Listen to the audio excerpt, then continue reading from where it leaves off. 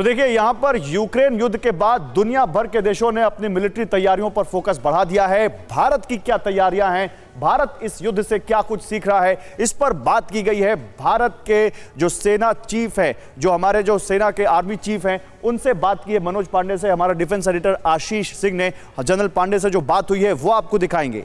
एक छोटा सा देश यूक्रेन में जिस तरह बड़ी मिलिट्री पावर रूस के युद्ध में उलझा रखा है, वो पूरी दुनिया के लिए सबक है। और इसीलिए इस सबक को ध्यान में रखकर भारतीय सेना अपनी फ्यूचर प्लानिंग में कैसे लगी हुई है, इस पर बात की है TV9 ने आर्मी चीफ से। TV9 भारतवर्ष पर army chief general Manoj Pande का एक्सक्लूसिव इंटरव्यू दिखाएंगे आपको। रूस यूक्रेन वॉर से कई सबक मिले हैं, ये कहा है आर्मी चीफ मनोज पांडे ने। हमें हर वक्त युद्ध के लिए तैयार रहना है, ये कहा है आर्मी चीफ ने। दूसरे देशों पर निर्भरता खत्म करने की जरूरत है, सेना को ज्यादा से ज्यादा प्रभावी बनाने की कोशिश हम कर रहे हैं, ये कहा है देश के सेना प्रमुख ने। तो army chief general Manoj Pande ने यह बातें गांधीनगर में चल रहे डिफेंस एक्सपो में TV9 भारतवर्ष के डिफेंस एडिटर आशीष सिंह के साथ एक्सक्लूसिव बातचीत में कही हैं।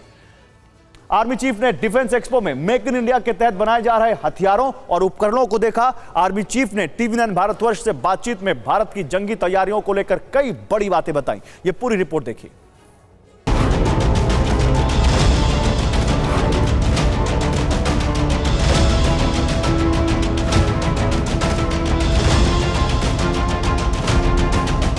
ये भारत की वो ताकत है जिसका प्रदर्शन गांधीनगर में चल रहे डिफेंस एक्सपो में किया गया है।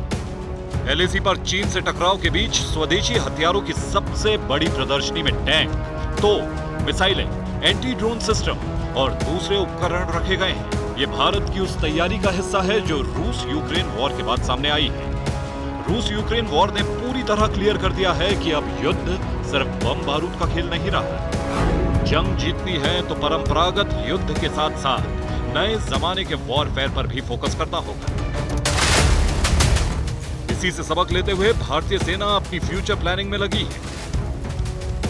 When the red lines are breached, the nations will use hard power to achieve their national aims and objectives. While this is happening, we also need to be conscious and cognizant of the potential for grey zone warfare. Ukraine war ने बताया कि कोई लड़ाई छोटी नहीं होती। ताकतवर military power रूस को जरा भी अंदाजा नहीं था कि यूक्रेन युद्ध इतना लंबा खिंच जाएगा। इस युद्ध ने बताया लड़ाई के मैदान में उतरना ही काफी नहीं है, लंबे युद्ध की तैयारी भी जरूरी है। लड़ाई में लंबे वक्त तक टिके रहने के लिए जरूरी है कि हथियारों और दूसरे उपकरणों पर दूसरे देशों की निर्भरता खत्म हो। इसी को ध्यान में रखकर भारत तैयारी में लगा है। भारतीय कंपनी रूस के साथ मिलकर दुनिया की सबसे तेज ब्रह्मोस मिसाइल बना रही है। इजराइल के साथ मिलकर ऐसे एंटी ड्रोन सिस्टम तैयार किए जा रहे हैं जो दुश्मन के ड्रोन को कंट्रोल करके वापस भेज सकते हैं।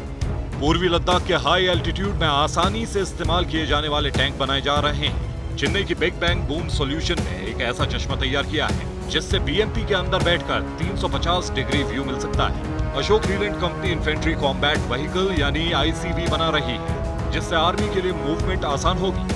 We are collaborating with technical institutes, academia, such as the IITs, to find answers to our requirements. इसलिए डिफेंस एक्सपो में सिर्फ भारतीय कंपनियों को शामिल किया गया है। लक्ष्य साफ है, भारतीय सेनाओं के लिए जरूरी हथियार और उपकरण भारतीय कंपनियां ही बनाएं, जिससे युद्ध होने पर किसी दूसरे देश के सामने हाथ न फैलाने पड़े। इसी प्लानिंग के तहत मोदी सरकार स्वदेशी कंपनियों को बढ़ावा दे रही है। In the last, 3 years, there has been a 300% increase in indigenization contracts that we have given. And as we move forward in the next 8 years, there is tremendous potential to the tune of, I would say, about 8 lakh crores, where the indigenous industry can look for growth potential and likewise.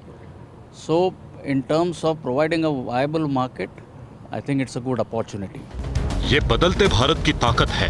Bharat घातक और विनाशक हथियारों के लिए न सिर्फ आत्मनिर्भर है, बल्कि आज मेक इन इंडिया हथियारों की ग्लोबल डिमांड बढ़ रही है। स्वदेशी फाइटर जेट तेजस की मलेशिया, अर्जेंटीना, ऑस्ट्रेलिया, मिस्र, इंडोनेशिया और फिलीपींस में डिमांड है। तेजस के सौदे को लेकर इन देशों से बातचीत चल रही है। Bharat BrahMos missile system Philippines को बेच रहा है। आकाश मिसाइल को भी कई देशों को बेचने की तैयारी चल रही है।